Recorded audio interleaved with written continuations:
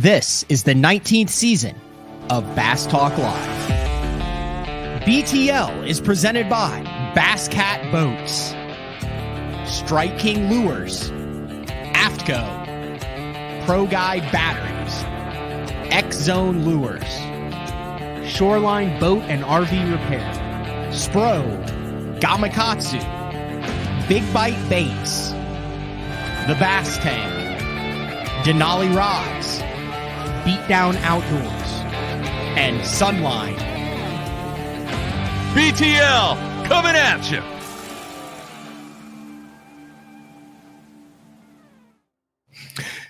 Good morning, and welcome to another exciting edition of BTL Bass Talk Live, where we are going to talk about bass fishing. In studio guest today, the one and only Rick Harris. I mentioned during yesterday's show that Rick was way back from the Toyota Series Championship at Table Rock, where you recorded a top 20 finish doing something that you weren't very comfortable with. So thank you for jumping on. I like where I live now in Shawnee is right off I-40. So yeah, if you go through, you fall, you're an hour away from you, dude. So I was like, texting Matt this morning, like, hey, dude, let's get breakfast somewhere. He's like, you want to come do a show? I was like, perfect. No, it worked out perfect because, like I said, it's a recorded show this morning.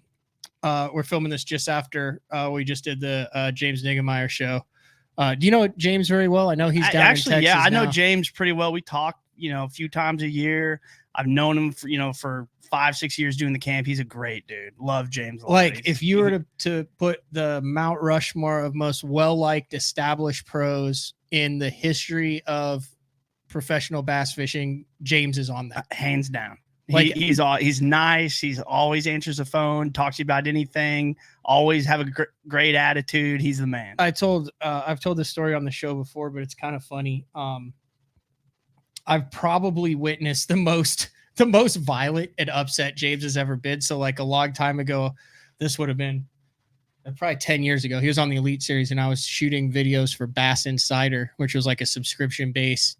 Anyway, I was freelance, so I had to do like 150 videos. Well, I would just call guys up and be like, hey, let's film. They'd be like, oh, this is going to go on Bassmaster? Yeah. And then we'd fish. Yeah. So it was a hell of a deal. And I would like to say I got paid for it, but Jeffrey somehow finagled it to where I got paid the exact same. But I got to fish with these guys. Yeah, probably learn some stuff. And I stayed at James's house. They had a chicken coop. They had an issue with something getting in their chicken coop and eating their chickens. And we caught a possum red-handed. And he went to town on it with a shovel. Oh, I couldn't see James doing that. I could not see him in it. Well, he takes his son hunting and stuff. So yeah, I could see that. But I mean, dude, you're protecting the chicken coop. Yeah. Something is getting through. Yeah. Well, he smokes this thing a couple of times and it's laying there. And then it gets up and starts to walk off again because it was playing possum. Yeah. And he went after it again, but he's going, I'm sorry as he hits the possum. Poor thing. But he had to defend the chicken coop. Yeah. But yeah, no. So thanks for stopping by. It was an interesting week. I had Jody White on the show last week to kind of preview how the Toyota Series, less than 4.5, 5 hours away. Yeah, it's not that Table far. Rock from where we are here. So kind of familiar with it this time of year. That's where I actually am right now at the airing of the show, headed up to Table Rock. But dude, that's probably, in your opinion, and you fished all over now. Yeah, is that one of the coolest, most kind of diverse? It's one of my new favorite lakes now, for sure. Yeah, like I've been all over up north, Florida. I've been everywhere, and it's into my top 5 now because you can do so much. Like you look at the top 25 or a lot of guys are live scope, but some guys were skipping docks. Yeah, I wanted like that plopper buzzbit deal to go, but it never. Did anyone catch him doing? I don't know. I maybe Ish had a good day one. Maybe he's doing that. I don't know. I really never really heard of it, but I was trying to go for that and caught him a different way. But man, you can catch smallmouth, spots, and large. In the first day I had all 3, which is cool. Really? Had the trifecta? Yeah, I had all 3, which is cool. It's weird to me. I mean, there's like you have higher tendencies to catch them doing specific stuff. Yeah. But like as a whole, like there is you can just go catch fish. Like a third population of each. When you say in that lake, like spots, largies. Yeah, you catch. I got to look at live scope and tell the difference, which was very surprised. But based on how they move, dude, like the spots are just like glowing little balls. you know, and you could tell that those are spots. And smallmouth, they kind of, you know, I've looked at them up north a lot. They look the same. You can kind of see a tail and how they act to the bait. And then you can look at largemouth that kind of posted on something, swim into the bait like a largemouth. Like you could tell, dude. It was pretty cool. Really? Yeah. Huh. Those fish never got touched for years. Like there was always like a dead period. Yeah. I wouldn't say a dead period. I wouldn't say they never got touched. There are old school guys who would spoon the trees. Exactly. And that was like a it. tail 2D, spinner and a spoon in a tree. And I used to do that on Amstead. You get over 2D, the top of the tree, but what we saw, and I know it was one on a jig, but I'd say, well, what percentage would you say of guys were just out scoping the abyss? Guys in top 25, probably 80%. Yeah. Like those fish never got pressured. They just before. chased bait around, and those were the fish that you're like, man, it's the transition time of the year. Yeah. They haven't set up in the tops of the trees yet. They're no longer on the bank. We don't know where these fish go. Yeah. Boom. There they are. Just in the middle blasting bait. Tons of them. Mm-hmm. Table Rock, if you're going to it's a great place to take kids. Totally. It's a great place to go on guide trips. Yeah, it's a great you're gonna place catch to fish. vacation on. If you have your own boat, you're not very confident of like learning a new body of water. Yeah. And A Dave lot of good Mansue fish. guides there. Does So he? if you ever want a trip on And Table, Chad. and Chad Morgantoe, they both guide there. If you ever want a trip, hit up one of those guys, and they live right across the street from each other. So They've got the setup like Dude, between it's Dave, awesome. Chad, and then Brian Snowden's down Snowden. the street. Yeah. It's cool, man. They're all right there in a little community and no houses around. And it's And it's I awesome. mean, I don't. You don't want to say you're guaranteed fish, but I would say an average day on Table Rock, regardless of when you go or what time of the year, is between 20 and 40 fish. Yeah, definitely. Once, with those guys knowing the deal, yes, easy. I think day 2 I caught by myself 40 something fish and 20 keepers. You know what I mean? Yeah. And those are 15 inchers too. Yes, it was awesome. Yeah, it was, and it was great. They're so fat there. I had a couple of, they were right on the line of 15. I mean, barely, and they're like 2 1/4. Yeah, those are big, dude. It's crazy. I talked with you a lot about it, and then this we just went and ate breakfast. Not like you weren't super comfortable going into this tournament knowing that it would be like open roaming scoping fish with a spinning rod suspended. Yeah, and I'm comfortable with that. I like doing that. I mean, it's not my jam, but you don't do that at Ivy all the time. Oh, I do, but like, how is this different than what the guys do at Ivy? So like Ivy is like you're going after schools of fish. Oh, so they're not individuals at Ivy? Sometimes they are, but like in the wintertime, there's schools of them. Dude, like I caught 11.8 and it came out of a school like 30 of them. Oh, I didn't realize that. I thought it was like big buck hunting down there at Ivy. Yeah, and you can do that too, for sure. But like when I've been doing it, it's like big schools of them and stuff. And the cool thing about this, it was almost like Champlain. Like you're just in the abyss and you find bait and then you find fish around the bait and throw, it's you find the bait, find the fish. That's it. And it's going through so many of them to get good weight.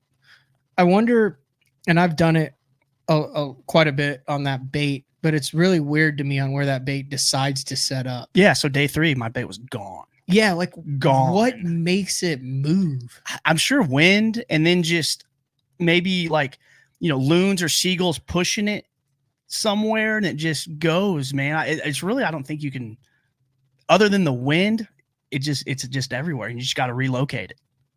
I ran into this in the open at Lake of the Ozarks, and I caught some doing it out the middle of nowhere. Yeah. And I definitely ran into it at Watts Bar, and I caught him in the open, in the middle of nowhere. Yeah. And I did not realize how I've done it at Sam Rayburn. Catch a check in the open. I remember that last ago. one. Yeah, I remember said, that. You'll never believe this. I was like, I literally in the middle of nowhere had like old guys driving past going, that guy's fishing out there. And like there was no one around, but it wasn't on anything. It was just completely dumb luck. And then you like follow the bait, and then you look up and you see 4 dots swimming together. Yeah, you're in the middle of nowhere. Yeah. But I don't, it's crazy to me. Like we are in the new era where like that's an accepted way. Like you drive past everyone fishing tournaments now, and it doesn't even cross your mind.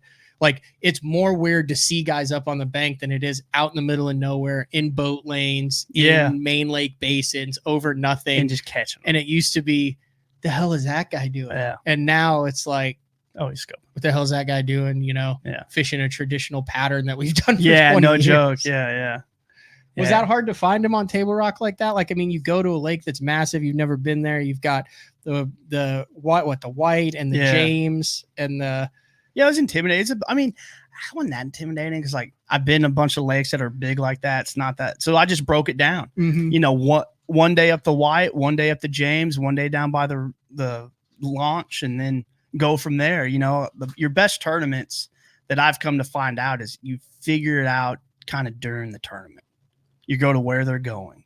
And, you know, I caught one fish that clued me in like I remember last 30 minutes of practice, and I ran with that and ended up with a 17th finish. Yeah. You know, horrible practice, but that like 1 or 2 moments. And then it just, you know, you get a little breadcrumb and it leads you to the pie.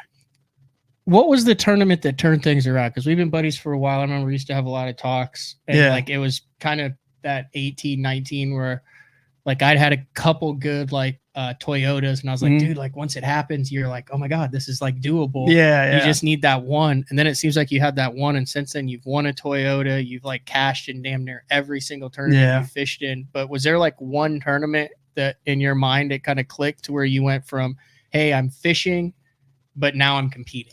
Yeah, honestly, I think it was like 2021, Sam Rayburn.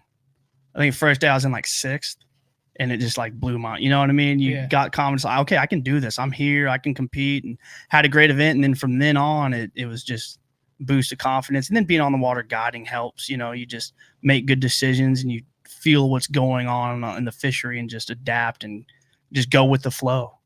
You know, so it's probably that tournament, because before, man, I fished the Opens in 17, the Southern Division, and got my butt kicked. Like, I don't think I caught a limit the entire season, like way too soon.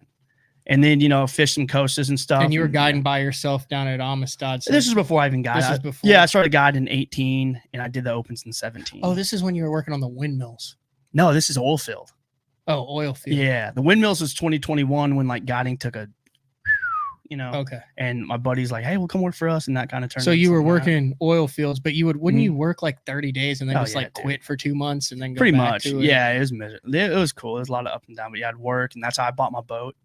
Like, worked, paid cash for it, bought my boat, started fishing every day, Thursday nighters. And what did you do in the oil field? I did flow back. It's like anything that comes out of the well we deal with. Oh, from start to as finish. much as I've known you, I never knew. Yeah, I never asked. Yeah. It was cool. It was a lot, I mean, I had some really easy days where I'm just sitting in the truck watching a well, but then I had some horrible days where you're out in it for, you know, sometimes 48 hours, 36, you know, just days. Because the guiding you were a guide client of Kurt Dove's? Yeah, that's how like we met. you went out as a guide with Kurt Dove, just as a guy where you were. Yeah, the first time I hired him was like, I don't know, like 12 or something, 13. That's crazy. That was just 10 years ago. Yeah, it's not really. And then like he actually couldn't go, so he like pawned me off on another guy, James Berkey. You know, James is a camp. Yeah, and we smashed him. Well, then like I don't know, like a few months later, he was like, hey, I'm open. Hired him, went and had a great time, and we became really good friends after that. And practiced with him in an open where he top 10'd. That Bassmaster Open at Amsterdam where it was like 15 degrees. Is that the one where Andy Young won? Yeah, I think it took like 2 fish to get a check. Or I caught 3 fish, and you could use an A rig still. Yeah, Is that the one Carl caught like the 10 pounder? Yeah, in practice. Yep. Yeah, it was. Yeah, but yeah, I caught like 3 fish and cut a check as a co. But then ever since then, he's like took me under his wing and showed me. I wouldn't be here if it wasn't for that dude. Seriously. So then you wanted to get in the game. Yeah, Kurt actually told me to guide. He's like, really? dude, yeah, because I did the camp and like, he's like, dude, you're good with kids, you're good with people on the boat, you're like, you should guide. So I was kind of looking into it and moved to Amstead, and he kind of gave me some trips to get me started. And you had a Triton, right? Yeah, literally duct tape together. Well, it was nice then, but when I sold it like a couple years ago, it was it was duct tape together. Yeah, dude. Like I put some miles on that boat. Like you had a console that was like duct taped on. Yeah, dude, it was like shaking off because all the rough water up north, and it did a lot to it. So you had the Triton, and then you started, and then you actually, this is the coolest part of it all. You lived in the same house. Yes, as Keith Combs. That Keith Combs lived in when he was fishing 330 days a year. Yeah, it's the same unit. Doris Feathers, the landlord. Doris Feathers? Yeah, she's awesome. That's a legendary name. She was sweet, dude. She ruled. And she'd always call me Little Keith because she's like, people are over all the time fishing. You're always gone. You're always fit. Like, you're like Little Keith. I'm like, no, Keith is winning all this stuff, and I'm just trying to get started. But yeah, Keith described it as a box. He didn't have. Dude, he didn't have a TV in there because he didn't want to be distracted and have a reason not to go out. He said he would guide 300 days a year, and that it was literally just a box with a roof. Yeah, it was like a 1-room apartment. One room. Like 1 room, like a bedroom. Like yeah, but yeah, that was it. Small, but it worked, man. It was cheap. Keeps you on the water, dude. I mean, I could go get my boat from the storage, get gas, and be on the water in 15 minutes, maybe 10. If I didn't get gas, 10 minutes from the house. So I spent every day on the water too, and that's where all the success is. Time on the water. Period. Yeah. You know, I know it's burned into everyone's head. What's the key to success? Time on the water. Okay, I'm trying to put the timeline together. So then you were guiding. Mm-hmm. Then when did the windmill stuff? Because that was crazy. Because that seemed to come out of nowhere. Yeah, because I mean, like COVID, like we had a great year in COVID. Didn't fishing. they like shut Amistad down? Yeah, they did for COVID? a couple of weeks. Yeah, I missed like 4 or 5 guide trips because of it, and you know, has a lot of money for me. So then that happened, and then the election. Everyone was kind of scared of spending money, so no one spent money. So my buddies reached out to me that actually clients of mine and fishing buddies at Airway Services in San Angelo, Jonathan Click and Chase Hoare, my buddy Will Blaine reached out and, hey, dude, you can work until spring. And when guiding picks back up, go back to guiding. Well, that turned into a full-time job, and they liked me and promoted me some stuff. So I did that for about a year. And then to fish the Toyotas. During that, they let me, and that's nothing. They let me have time off for the Toyotas, and I spent a month in New York fishing. So wait, I want to talk about the windmills. Yeah, that was that. Wait, yeah, I'm pulling up pictures of that. 1 second. Yeah, that was the windmill deal. But what you were like the guy who went to the top of them, right? Yeah, we like maintenance them and stuff, so we'd climb up there. And you had never climbed anything before in your life? No, not that high. What the hell? Yeah, it was cool, dude. Like it was nervous. You weren't like, no, I'm not going up there. No, it's fine. You just climb up there and like you're doing a job. You don't really notice. It got scary when you got comfortable. When you're up there working, you're kind of comfortable. Like that's when like you kind of realize like, dang, I'm doing this and all, hanging off the side, working on it. If I fall, you're strapped in, but it can go bad real quick. Screen there like that. Like that's like the stuff you were like, so like on the actual windmill, like you're at the very top. Yeah. And you have to climb it. Yeah. There's like the ladder goes all the way up top. They have a climb assist, but like we were like kind of contractors, so they never really gave us a climb assist. So we had a free climb. What was the first time like? Like, how did you? Was there literally some dude who's like, see that, climb it? Yeah. No. Yeah. I mean, that's like how long? How much? There was some training involved, like they got safety courses at the where we worked and stuff, and then they put you out in the field and you climb one and then. Keep going, man. It's not. You never froze? Yeah. You never like went down and went, no, I'm doing this for money. I have no desire. No, but I've seen people do it. I've seen people like climb, like, nope, quit. Like how high do they get up? Like 90 meters, like 300 something foot. Before they quit? Oh no. They get up like maybe to the first platform. Maybe even how high is the up first there. Platform? That's like so probably like 100 foot, 80 foot. So 10 stories. Yeah. And they're just like, I'm done. Nope, done, getting down. Yep. Is it easier to go up or easier to go down? Down for sure. Because up, you're, your weight, gravity, and then down, you're kind of using gravity to help you out. Like 2 to 3 towers a day, you're shot climbing, dude. So you just have a list of towers. Yeah. 2-man or 1-man? Like, would you be? Dude, sometimes we had like 4 dudes up there just knocking stuff out. Sometimes we had 2, at least 2 for sure. But sometimes. And you're always strapped in at the top. Yeah. But it's still, you're up there. Let's go. I did one in Minnesota and like the tops open up. Yeah, because there's different ones and the tops like open up and you're working in the outside of there. And how tall are they? Like 3 foot. So 30 stories in the air. Yeah, big. With the wind, yeah, birds. And they're wind, it's windy all the time there. That's why they're there. So you're like swaying. And you get home in the shower and you're still swaying. And you never you never just looked down and went, no thanks. No. God, I couldn't do it. Really? I'm done. I'd be done. I would make it 20 feet. Yeah. So like when you're at, like, have you been in those hotels that have like atriums that you can look over and down? That doesn't bother you at all. You don't get like the queasy feeling. That kind of does, to be honest. But climbing it, no, you're strapped in harness and it's like enclosed. It's a little different, but yeah, those hotels kind of freak me out. Those hotels freak me out more than the towers. really? Yeah, I know what you're talking about. I remember, like, I think one classic somebody jumped off on. Yeah, a couple years ago. Yeah, I remember that. Yeah, like we missed it by like 5 minutes, and then we came back. Well, good thing you didn't see it, because it was right outside the bar there, and it was someone who committed suicide and jumped out of off the top of one of those atriums. Yeah, it's not a good deal. No. And then you could see it during the whole. It was bad. No, okay.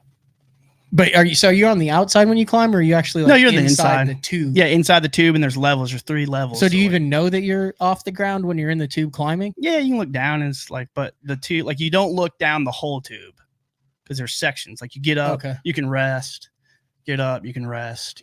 So you're not like scaling the ladder on the outside of them. Yeah. No. You think I could do it? Yeah. That still has to pay good though. Yeah, it was good. Yeah, it was fine.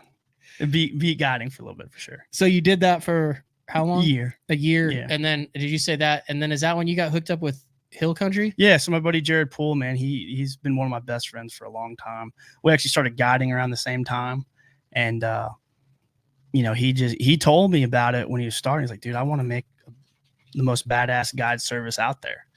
And that's his goal. He didn't care about tournaments. He just wants to make a guide service. And I was like, man, I'm just doing the Windmill thing, making money. And then he hollered at me like a few months later. He's like, man, I need you. Like, shoot me a price, what you want. And we talked about it and came to agreement. I came to be, a quarter owner of it. Oh, really? Yeah. So like there's 4 of us. So when you started though, you were like a employee of it, I guess. Yeah. Yeah, kind of. I mean, still like, but now it's on paper. We're good. And like, because there's like pluses and minuses to doing that. Yeah. Like you have maybe a boat, maybe some benefits, a guaranteed client, but like, you're making what you're making regardless, as opposed to doing it on your own. So this is like the best of both worlds. It is you have really a team and and people are like, dude, you can make more money on your own. I was like, man, I've done it for you. I was like, maybe a little bit more, but not much. And this, it's fun, dude. You have a team, you have a like we're a family, and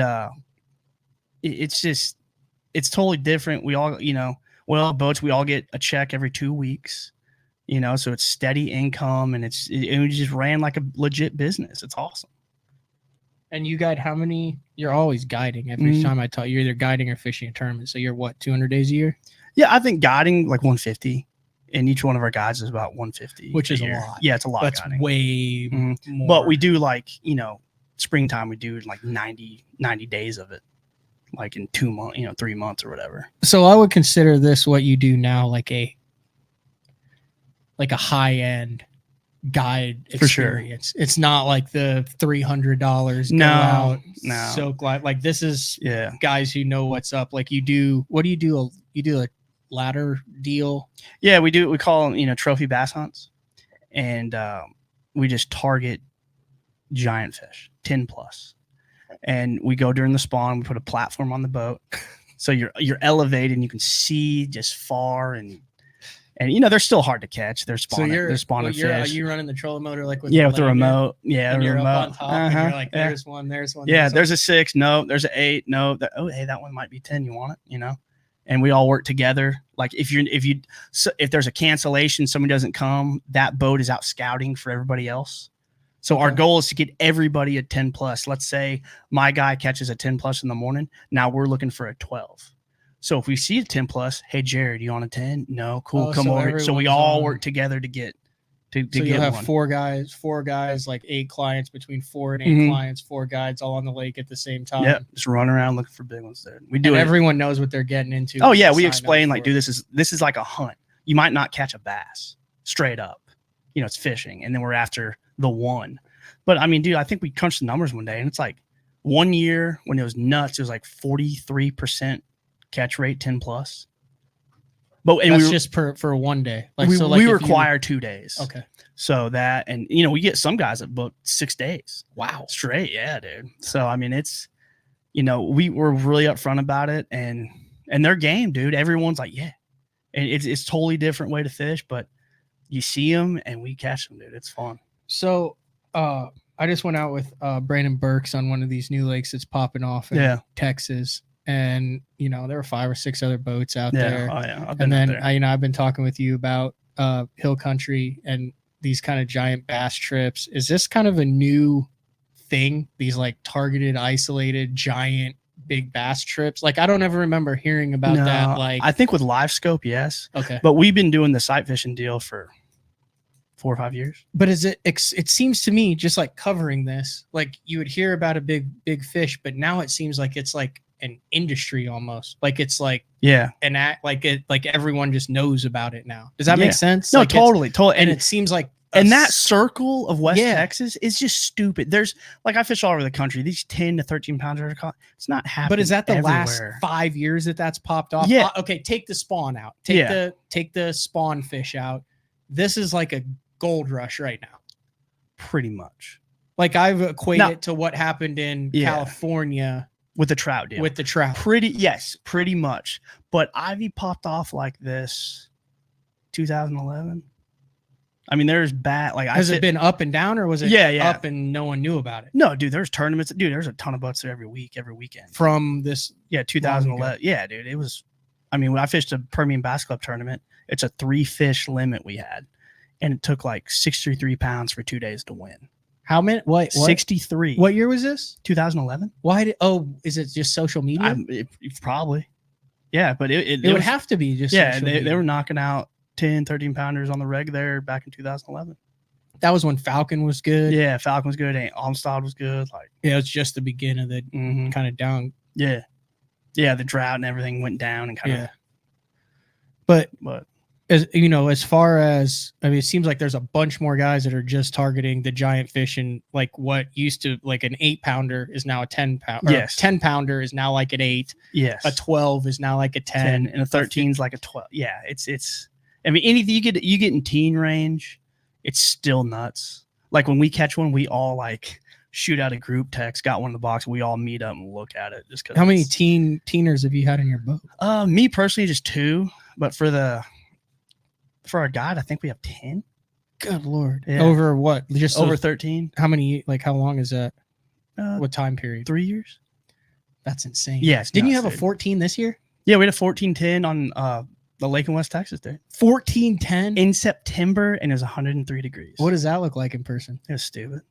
But there's, there are those Ivy, Texas Park and Wildlife stalked all these lakes, and they're just short, fat, beautiful fish. And I say short, this thing was like 28.5 inches. It was huge. Yeah, that's a big fish. Huge, dude.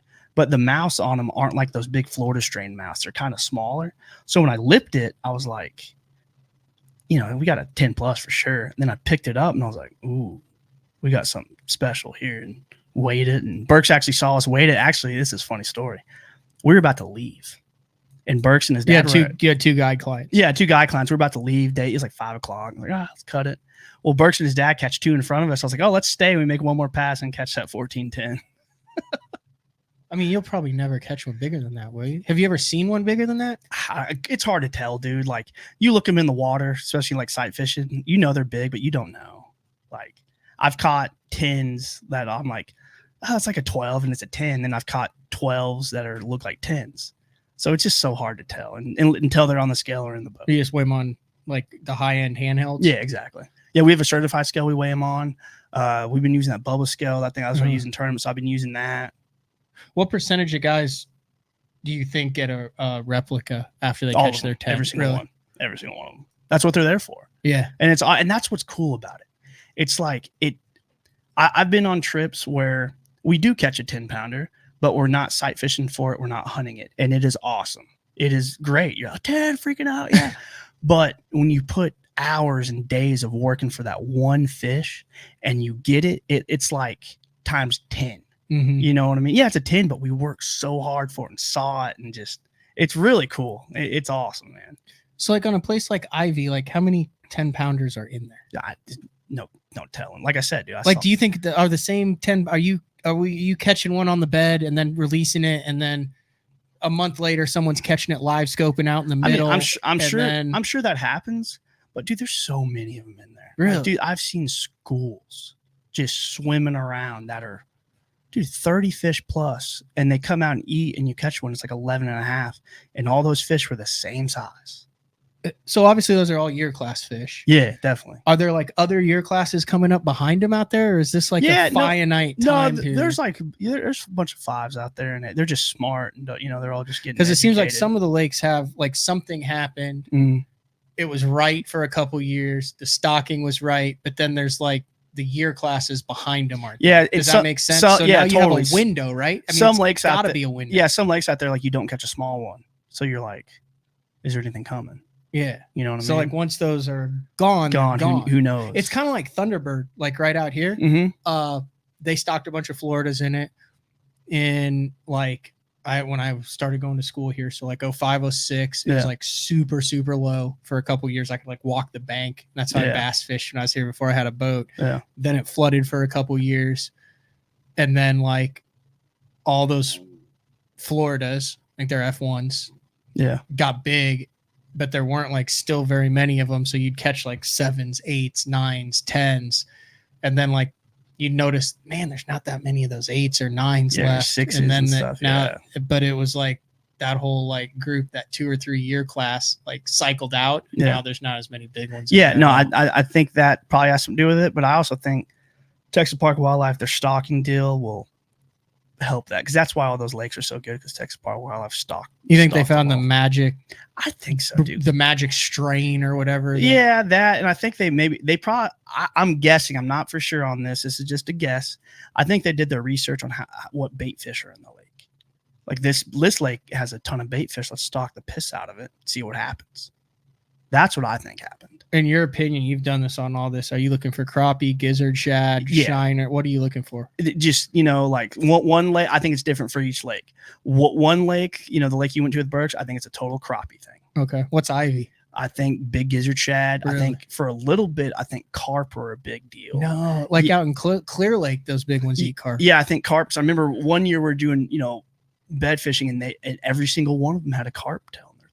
Really? And now that's kind of gone, because maybe they wiped them out or something. But that I haven't seen a carp tail in a throat in a while. But that's what I think happened in a year. I don't think it was like the solid like reason why they got big, but it was happening. Just noticing it in their throats. But all right, we need to take a break. When we come back, is this headed towards a state record? That's what what is it, 18-18? Yeah, Don't answer that question now. We're going to take a break. It's BTL on a Tuesday. Rick Harris, Toyota Series Angler, MLF Invitational Angler. We'll talk about that also too when you come back. And Guide for Hill Country Hammers, BTL on a Tuesday. We'll be back right after this. The new Puma STS has been redesigned from the ground up. With the angler, design, function, and performance in mind, nothing on this new offering was compromised, and the only thing carried over from the previous version is the name. Based on the Soft Touch series hull that started with the flagship Jaguar, this new model is nimble and performs incredibly well at all speeds with either a 250 or 300 horsepower engine. Featuring a new 96-inch wide-body footprint, this hull measures out at 20 foot 7 inches in length. Industry-leading design coupled with tournament-winning performance. The Puma STS from Basscat. Feel the rush.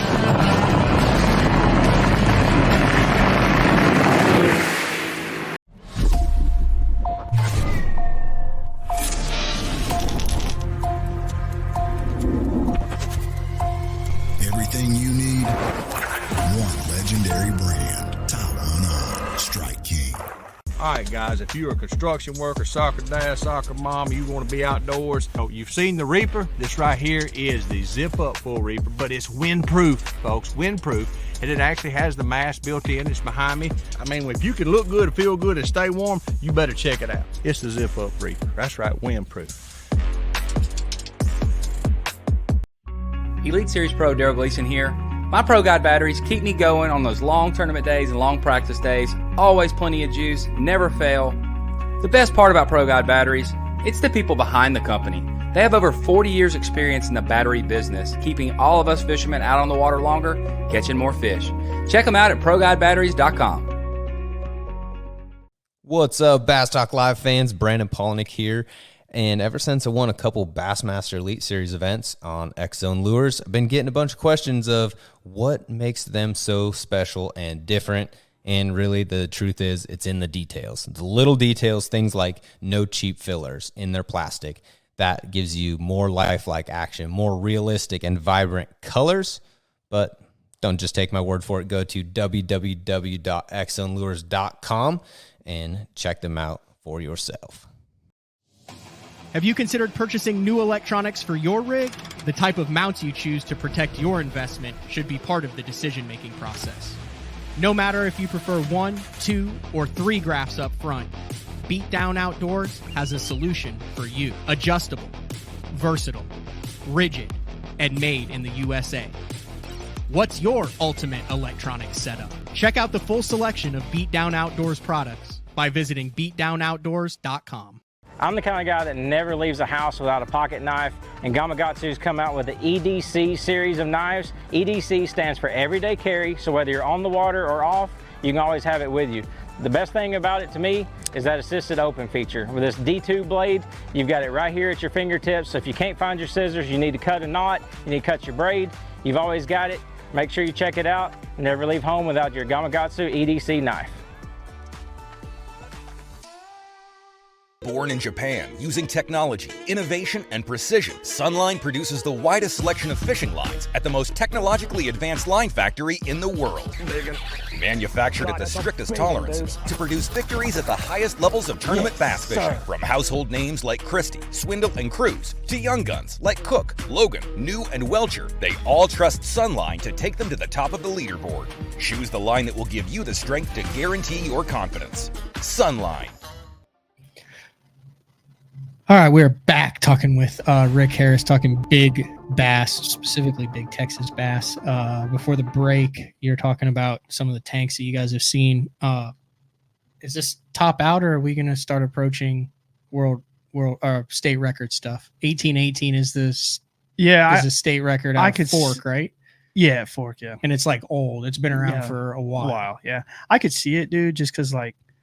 Fish are so big. I mean, they're one bite of, the 16 pound. I think Kyle caught a 16. A couple of Kyle Hall. He caught a 16 a couple of years ago. Oh, really? Con caught a 17. Like, dude, they're one bite away. They eat a crappie. Boom, they're 18 something. Yeah, that 17 probably wasn't 18 at some point in its life. Yeah, so that's what I kind of think. I think they're there. Just catch them as a deal, and I don't. Well, I'm saying, are we trending up towards it, or is this like just good, and every once in a while we'll see a freak? Because it seems to me, from the outside looking in, like I said, 10s are the new 8s. Like everything just seems to get bigger and bigger. You're catching 10s basically every other day. Yeah, that you're on the water. You put your hands on a 15. This year. And honestly, so like we usually spend a lot of time there during the spawn. I'm not there like, Brett Cannon is there a lot. Dalton lives there now. Like they are on the water all the time. They would probably know more about that, to be honest, but I could see it, man. Like one fish is at all those are going to be a freak and eat a 3-pound crappie and be 19 pounds swimming around and maybe get. What about world record? I mean, you talk about 19, you're 3 pounds away from world record. Then what if you get one that is 19 that eats a 3-pound? Yeah, exactly. But so maybe yes or no, you have, man, I don't know. I really don't. It's not out of the realm of the question, but like, is it for sure? I don't know. Like, listen, I know wherever I fish. Yeah. State record for sure. That I am not around a world record bat. Like it just does not exist. Yeah. Physically, biologically does not exist. State record, 100% at some time in the lake, there's a state record swimming around. You think you've ever fished for one? Not on a bed, no. You think you've ever had your bait around one? Maybe one follow it, maybe. Because I've seen some big ones follow it that I'm just like, I don't know, that's big. So I truly, maybe I've had one follow it. Have you heard stories of guys who dude, like those guys have giant we jumped off at 20. I haven't heard stories of I mean, the crowd that I roll with, no one really has fish stories. Does that make sense? Everyone's pretty honest about it. Yeah, but I'm still, if you lose a 15 to 20 pounder, you're going to tell people that. Yeah. And man, I don't say anything until they're on the scale. Yeah. You know what I mean? Because I've been fooled when they jump, when I grab, so like until they're on the scale, I can't really determine. I can see a fish and see how, have a good guess, but I really don't know if there's a world record. State record, yes, there's a state record. And how many lakes do you think in Texas right now there's a 18.18 swimming in? The ones that I know in West Texas, probably 2 of them. That's wild, isn't it? For sure. Yeah. And then I'm sure, there's a bunch of lakes down there that have giants in it. Yeah. So, I mean, it was funny when I mentioned that I was going down there. Mhm. I had DMs and guesses, and it was like 6 different lakes. Yeah. Like, and everyone was sure, like, hey, this is the lake that he's taken to. And there's some good stuff down there, dude. Like, because I lived in San Angelo for a long time, and I would just travel like 200 miles and fish a lake. I think Allen Henry's a little sleeper, dude. Up by, you gonna get in trouble? No, dude. Like, we guide there, it's fine. Okay. You know what I mean? Like, we guide there. We're actually doing another Chase the Bite up there this year for giants. So we'll hopefully get one. You know what I mean? And I think there's maybe a state record in there. I don't think the population's there like Ivy or other lakes, but they're in there. If anyone's interested in doing this, you guys are all out of ballistics. Mhm. You got that's a ballistic in the driveway right now. Yeah. So that's one of our ballistics. We're actually Hill Country Hammer is a dealer for ballistics. Okay. So if anybody wants a ballistic, hit us up, man. We'll get you. Come for a demo ride, do a trip, get a demo ride out of it. We can fully order you a custom boat how you want it. I crawled around in a ballistic earlier this year, and I was really impressed. Dude, this is the first tournament I fished out of it, and I'm very impressed. Dude, I was boat 195 day 2, and being all the way, dude, it wasn't bad. Like 22-foot boat blasting over stuff, like it was pretty badass, not gonna lie. Like price wise, like, okay, so I'm used to $400 to $500 a day guiding. Mm-hmm. Now it seems, honestly, like the average now is just for a standard trip is between $600 and $750. Yeah. You hear outlandish numbers getting tossed around. Like Ben Milliken just went in and he doesn't even guide that. That might be why, but he just went for $15,000 for a day down in Texas for the Bass Fishing Hall of Fame. Yeah. Dude. What? Couple grand can get you on the water. Yeah, we're getting, I think for normal trip we're doing like at home $850 because we're home, but if we put travel involved, we're $1,000. Okay. And then these Chase the Bite trips that we do, these big giant hunts we do $1,500. Yeah. And that's pretty much standard with everybody. Like it's a new standard. It's dude, throughout a few years everything's more expensive. It is. Well, I mean, aren't guys paying like 20 grand to go kill a deer? Yeah, exactly. Too. Yeah, so it's kind of the same thing. You know what I mean? Like go on a bear hunt and have the guide there. Exactly. Like that. You can't look at having done this, like I said, with Brandon and having jumped in the boat and doing it a little bit myself. You cannot look at this as a fishing trip. No, it is a hunting trip. It is a hunt, exactly. And we rrun nice boats, nice equipment. Yeah. It's a business, but I truly think you get your money's worth, dude. Yeah. You learn stuff. It's a good deal. There's a lot of downtime too. Like it's just like, and I mean, I haven't like hunted big game, but I would imagine that there's like a lot of moments of like, crap, I can't believe we decided to come all the way out to Alaska and we're not going to see a single freaking moose. Yeah. And then boom, last 5 minutes, you're like, there's a 2-pounder. And this is a horrible freaking hunting spot. Yep. We haven't seen a moose all day. What the hell are we doing? Yep. I'm going to take a nap, blah, blah, blah. And then just massive adrenaline spike. Yep. Here it is 20 yards in front of you and everything is worth it. And I think that's why when you do catch the fish, it's a crazier experience. Mm-hmm. Like we freak out. It's awesome. Like it is. I'm freaking. They're free. It's just fun, man. It's cool. Is it? Yeah. This is all like live scope stuff, not sight fishing, right? No. So most of the stuff that we do is all sight fishing. Okay. We dabble in the live scope, and honestly, this is my personal opinion on live scoping trips. It's a tough trip, isn't it?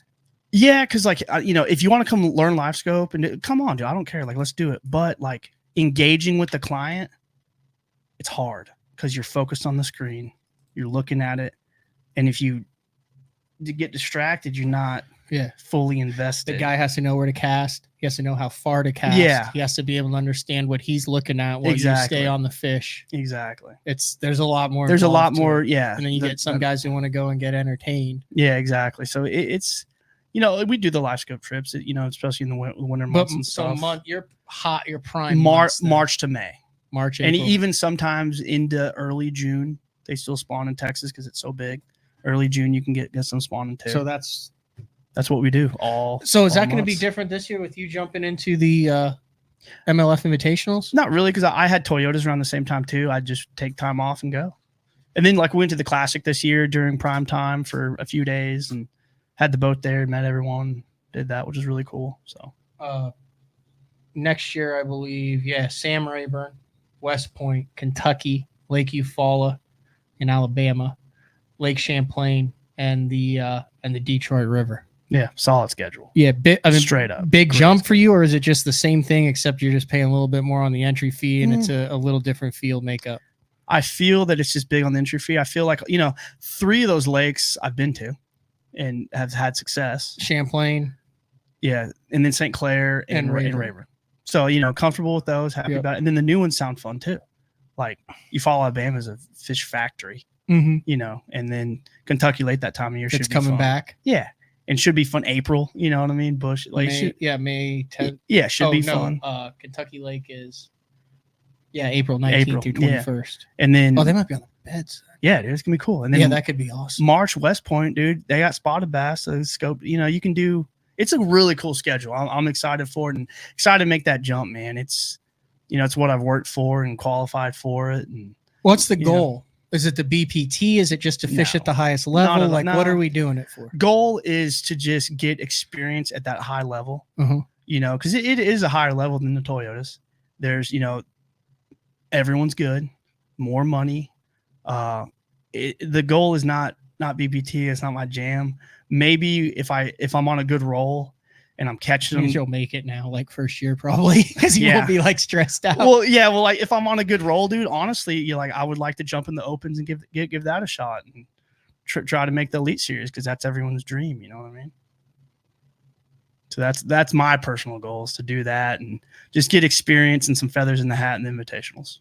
Yeah, February 9th through 11th, it kicks off stop 1 at Sam Rayburn. Any hesitation to jump into that, especially with the changes that they announced on that over the last couple years, and then the little bit kind of the volatility that we've seen with MLF over the past couple months. But everyone's story and everyone's path is different. Right.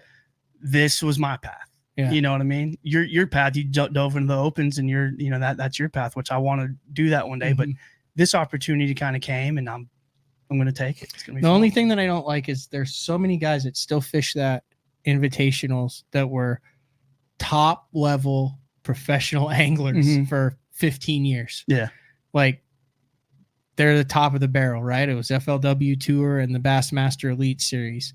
And now there's like still a step above that. Yeah. But it's weird. Still. Oh, it's the high. Dude, there's made guys up of 90% of guys who do this for a living. Yeah. That catch them. Like it's very, but it's, you got to go into it with confidence. And this year I feel confident that I can go in and compete and, hopefully shake some heads. We'll see. Who are you rolling with? One of my best friends, man, Alec Morrison. I don't think have I met him? Maybe. But we talked about this at the Toyota Series Championship. His year this year was unbelievable. How do you spell it? A-L-E? A-L-E-C, Morrison. His year was from New York? Yeah, from Plattsburgh. Didn't he win one? Dude, he won the Toyota at Rayburn by the biggest margin ever. He didn't have to catch a fish the last day. And it's the first time he's ever been there. Oh, wow. He had a freaking year. Dude. Like, even BFL's local stuff, the only event, like, he didn't top 10 was, like... All right, we'll pull this up here. Potomac. And I think this one, which he got 11th. So, Cayuga, Champlain, he went 6th, 1st, and 2nd. Those are BFLs. There's a win at the BFLs. Yeah. The Toyota Series Southwestern. So, I mean, I'm assuming he fished that because you're down there. Yeah, he asked me about it, and he's like, I was like, dude, is that the dude who, like, drop shotted him? Yeah. Off the piles and just murdered everyone? Yeah. That's your buddy. Yeah, all right, so he fished one Toyota in the Southwest, won that one. He went 27, 29, 16, 73 pounds. Then... the Toyota Series in the Northern Division, he won the Angler of the Year in that division. He went 63rd on the Potomac, 7th and 6th at the St. Lawrence and Lake Champlain. Yeah, it's And nutty, then dude. In the Toyota Series Championship last week, 3 days ago, he finished 11th. Dude, I don't know. Maybe it's just me. I'm flying under the radar, but that is a freaking strong. It's insane. Year. And this is only his third. Yeah, he's like 24, 25. Like, he's young. He fishes a co-angler in the northern divisions up until 21, and then has fished the BFLs since 18 out of the boat. Yeah, he's worked his butt off for it too. It's not like he just. How'd you meet him? Man, just the Featherwick deal we got going on. Yeah, that. So Bud Cipoletti used to take him fishing up there and stuff, and I met him through Bud when he was like in high school. He's like 17, 18, and just watching him grow up and being buddies. And Featherwick's like a secret society, right? Yeah, it's just that's the thing with the triangle with the eye, and it's just like all the weird like. Yeah, he does awesome, cool abstract videos, trippy filming stuff. Yeah, dude, it's awesome. How many guys are in that? Man, there's like a group, maybe like it's kind of like 10 or 12, and then okay, because I see the random logos sometimes on the boats. You're like, oh, that's one of those guys. Yeah, but I don't think anyone really knows what the hell it is. Yeah, we don't even know what it is. It's just us. Like it's people ask all the time. We're like, man, we don't know. It's just Bud started it, and it's kind of gone from there. But man, it's like everyone in it's like one of my best friends. Like Bud, he's in Florida, but I think moved up New Hampshire. My buddy Garrett Rockamore, he's in Florida. Nick Hatfield, he's in Tennessee. Alex up in New York. Akira, this Japanese angler that moved here that works in New York. He fishes as a co-angler, and he's part of Featherwick for years. And it's really cool, dude. It's a tight knit group for sure. It's awesome. You pick up any sponsors going into next year? Yeah. I've had Sims for a while, and they're going to help out, which is awesome. And they sponsored the Toyota Series Championship, which was really cool because, like, dude, Patterson's grew up in Springfield, and his dad bought a houseboat on Table Rock like a couple months ago. Happened to be at the marina we were launching out of on the end dock. So I would go through boat check, roll up, park the boat, tie up, and like text them like, "You guys up?" And they're like, "Yeah, come on in." And I walk in there, and they're like, "Oh, here's breakfast." Dude, it was an absolute tits. It was so awesome, dude. And to eat breakfast, hang out, and like, "Oh, it's time to go later." High five, gone. And it was freezing in the morning. I got you. So run the Hill Country wrap, that wrap you got out there. Yeah, Hill Country wrap, and then Lou Strike King. That's been awesome. You're a couple years on that, right? Yeah, a couple years, and kind of stepped it up for next year. They helped me out, and then Power Pole. They rigged out my whole boat. Trolling motor charge poles. That helps. You know what I mean? You're on the new trolling motor. Yeah, it's gonna be all. It's a bad beast, dude. It's good. And it's just like a pole in the front too. Little head, and people are always like, "Oh man, I couldn't get used to live scope doing it." Dude, where the cord goes in, boom, you can. It's easy. It's not bad, especially you can feel your foot, not even look. And yeah, I think it's crazy. So like in fishing, everyone looks the same, right? Yeah. Like I feel like I don't want to say everyone looks like me. Maybe I look like everyone else. Yeah. Just white guy shorts, long sleeve shirt. Clean cut. Yeah. Like I remember the first time meeting you, I was like, this dude freaking parties his balls off. Just because of the tats and all that stuff. Yeah. But then like when you get to know you, you're 100% straight edge. Yeah. You cool talking about that? Dude, totally. Yeah. Like, because I think you walk around the classic and it's like you and Aaron Britt. That's like it. Yeah, exactly. Yeah, dude. Like tattoos and stuff, and but you're straight edge. Yeah, so I grew up in like the punk rock scene, hardcore scene, like music. I was in a band for years, toured the country, and straight edge is like a deal. Like you don't drink, you don't do drugs, you don't do any of that, and it just kind of stuck. And I just never have. It's not my thing. But I go out and have fun. We go out. No, I know you always go out, dude. but as long as I've known you, I've never seen you. I mean, we've gone out, hung out for years and years. You never had a sip of alcohol. Always like super mellow, but then you just have like all these badass tattoos. Yeah, it's cool. A lot of people tell me, they're like, "Man, you were kind of scary when I met you." And then like 2 seconds later, I'm like petting a puppy dog or playing with a kitty cat, and they're like, "That guy's what?" Yeah, you have a lot of guy clients that are like will eventually like bring it around to that too. Oh like, yeah, definitely. So what's up? Because I mean, you got like a wild cat on your knee. Yeah, I got all sorts of crazy. Got a stuff. little bass tattoo I love. But So I grew up in the punk rock scene. My buddy did tattoos, so he'd blast me like every weekend when I was like 19. And are you all chest, legs, everything, dude. It's crazy. That's I haven't got tattooed in like 10 years. Really? I didn't know that. Yeah, dude. I went one time and it just sucked. I mean, it always sucks, but it sucked. So you ran out of bad. space. Yeah, I stuck at my back and my tummy and stuff, but like, you know, I could go do my back one day, but probably not gonna happen. Stuff hurts over it.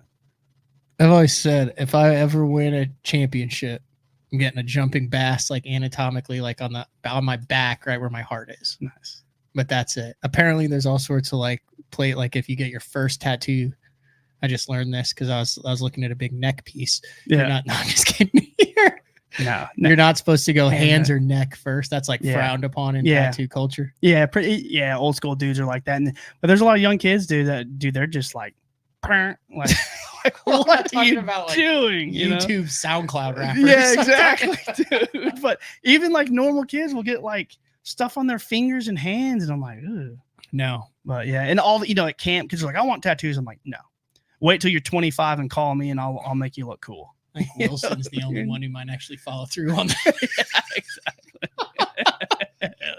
He'd come home with like a neck piece. Yeah, exactly. I don't think he'd do that.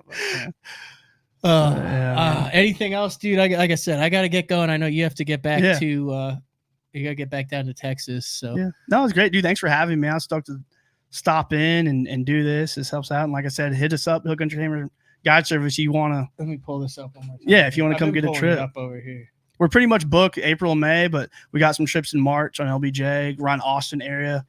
Can people specifically ask for you, or do you book with Hill Country and then just? Yeah, I mean, if you want to fish with me, ask for me. You know, like we have secretary callers say you want to fish with me, and she'll set it up. But honestly, it's hard to take out new clients because I have so many repeats. I really take out. That's good. I really take out new people. Effect where you end up just taking your buddies out every year on Falcon. Yeah, so I really take out new people. But yeah, just call and we'll get you set. If you want to fish with me,